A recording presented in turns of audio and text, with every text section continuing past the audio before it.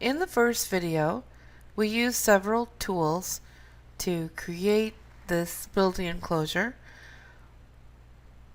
And so in this video, we're going to continue by placing a roof and looking at levels and other tools that are basic to experimenting with all of the different concepts. We'll need to place a couple of exterior doors, so you can load different ones if you'd like to.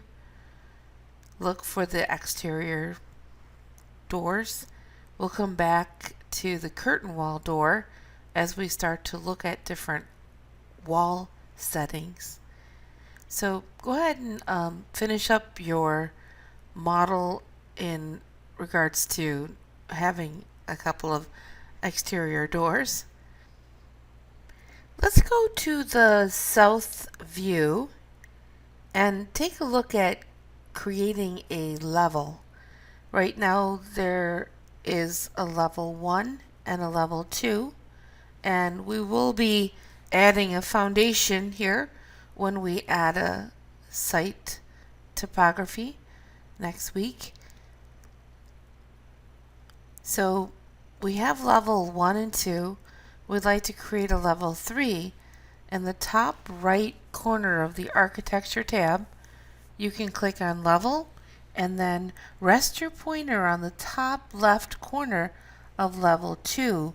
And as you pull your mouse up, you'll see the extended blue line that helps you to track up to it and over to the right to track in line with the other two levels, and click.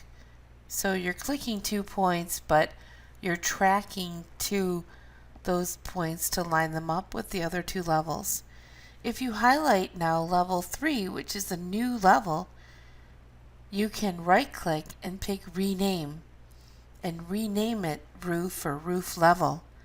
You'll be asked if you want to rename the corresponding views, which you do. So go ahead and pick OK and see that they are the same in the view as they are on the level elevation. Let's go ahead and make the roof view current and take a look at placing a roof.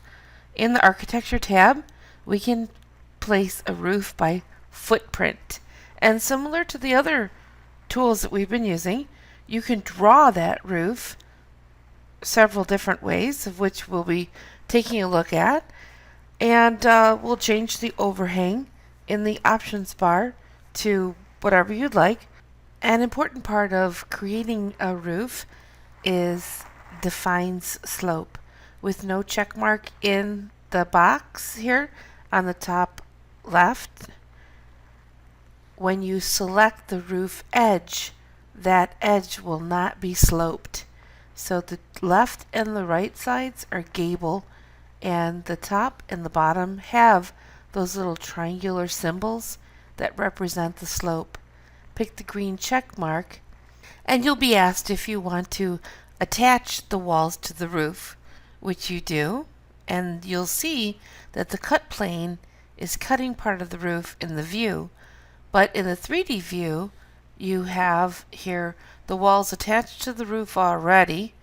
If they weren't, you could select the wall and then pick attach to roof or detach from roof, but the roof shows in 3D, but in the roof level you won't see the roof until you change the cut plane.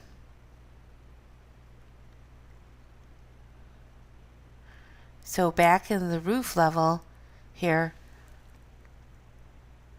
the underlay shows the different levels in each other, but the view range, if you pick here edit, you'll see that there is a top and a bottom to the primary range.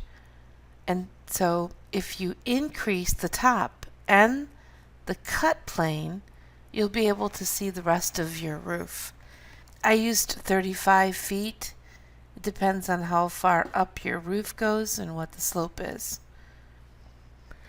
Then I'll go back to the different levels to recheck the underlay to make sure that the level 2 above is off and not in level 1. So go ahead and experiment with the underlay and take a look at how you can view different elements of a layout below or above the current layout. And then scroll down and pick Edit for View Range. Here we started to look at this before, but there is a top and a bottom and a cut plane and also a depth. There are several other tools in Revit that we will be looking at in the following weeks. We really just touched base with some of those larger concepts. Well, hope you enjoyed this getting started video, as we're in our first week, and next week we'll take a look at 3D solid modeling, creating a topography around this enclosure, or another one based on our 3D modeling design, and some basics for creating a camera and rendering.